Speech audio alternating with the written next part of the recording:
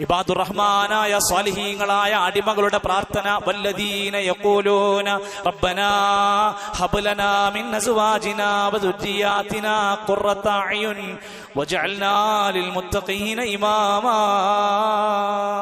എല്ലാവരും കാണാതെ പഠിച്ചൊരു പ്രാർത്ഥനയായിരിക്കും.